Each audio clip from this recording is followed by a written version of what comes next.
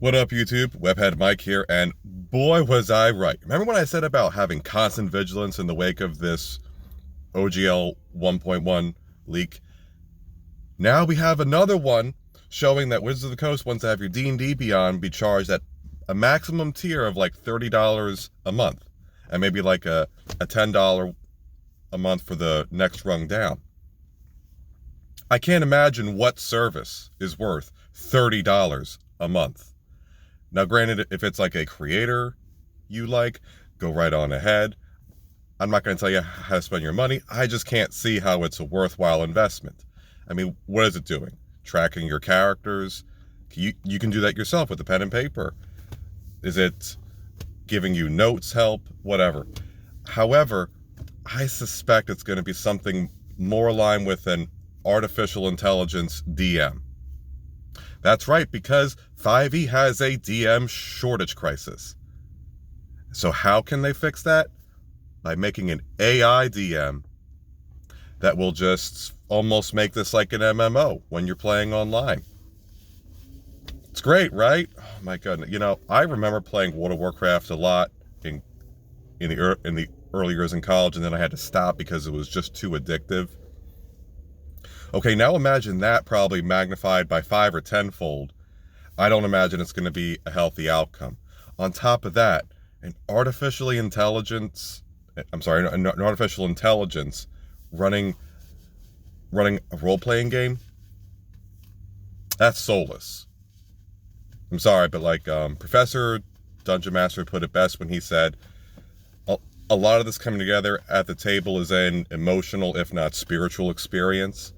And he's right. And I mean, sure, you're going to have it with the other players at your table, but a machine governing everything that happens, will it be able to respond to all the intricate variances that'll come up from organic play?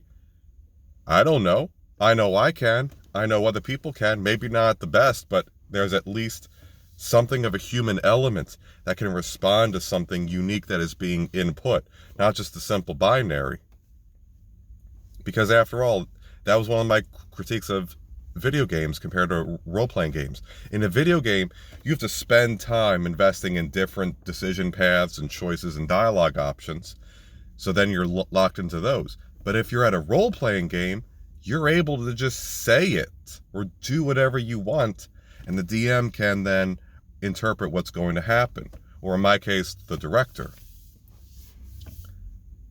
Now, on top of that, again, look forward to being microtransacted to hell and back like Diablo Immortal, because you're probably gonna get dinged on 5 for a mini, and then all the different paint jobs, and then the different cosmetics put on, and then different items and equipment, and it's just going to get worse and worse. Now again, Wizards of the Coast is hoping, more specifically Hasbro, that you're just going to forget about this. That it'll just be so worth it, you'll go back into it. But this has been very poison-pilled by their behavior over the past week. I mean, I don't know who was behind the one line where they said, some people will say that the community won and we lost. And well, they're half right. We both won. Fire that person immediately. That is not good PR. That sounds petty, childish, immature. Maybe a bit of a synonym there, but I have to reinforce this because it doesn't sound like you're treating the community or the fellowship as though they're a valued customer and just a consumer. You know, something that's standing in the way between you and their pocketbooks. And again, I understand corporations gonna corporate. Gotta make that money, otherwise they don't exist. But we have to see them giving us a product that is truly worthwhile, that is beautiful, that maybe it's a very great utility. Now, granted, if this thing is able to like build a whole world out, great. That's an excellent tool. I would love to have all the intricacies planned out for different for different regions, climates, cultures.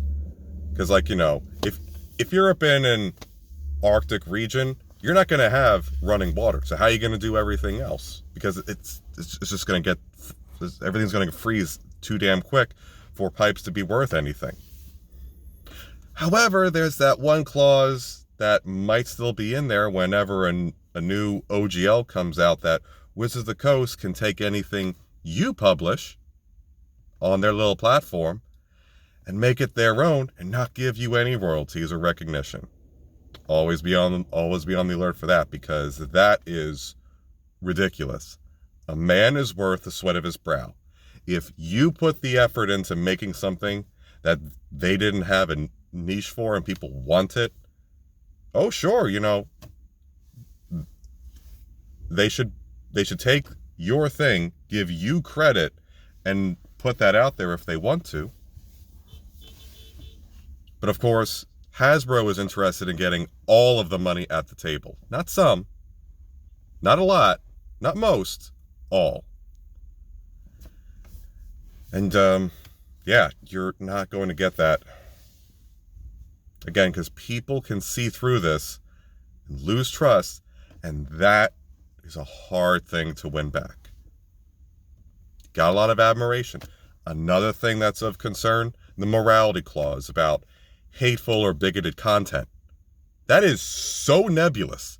It just means anything they don't like, they can shut down. I mean, hey, here's this Sina Inu campaign based off of Filipino lore. Oh, well, we have looked at the data and think that that is bigoted and also outdated thinking. We're going to yank that. No.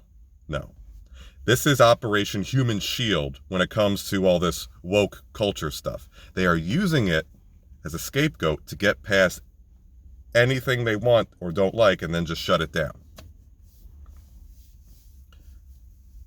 And that is so manipulative, because nobody wants to limit people, not hear them, hear their problems, make something that connects with them.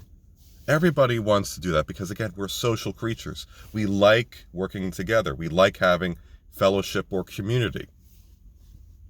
But again, they will use current day language to manipulate everything into their favor. Now, I know I'm awake. I know many of the content creators on YouTube are awake. I know a lot of productioners, like, say, Ghostfire Gaming. They're awake to this too. And I really hope that they don't pause perpetually all of their work, but I understand they have to consider legal ramifications of what's coming, especially with everything. Man, modern communication makes everything go lightning fast when what could have taken several days or weeks. So I understand they have to proceed carefully so that way they don't get dinged horribly. However, ultimately, I really hope they don't have to, because they created this before anything was published. Remember, these are all leaks and whatever, but there's nothing that's been official released yet. No. So until something is officially submitted, a legal document, they should be clear to do all this. But that's just my thoughts. Let me know what you think in the comments below. I thank you very much for watching through all this. I hope you enjoyed it. And until next time, WebMike out.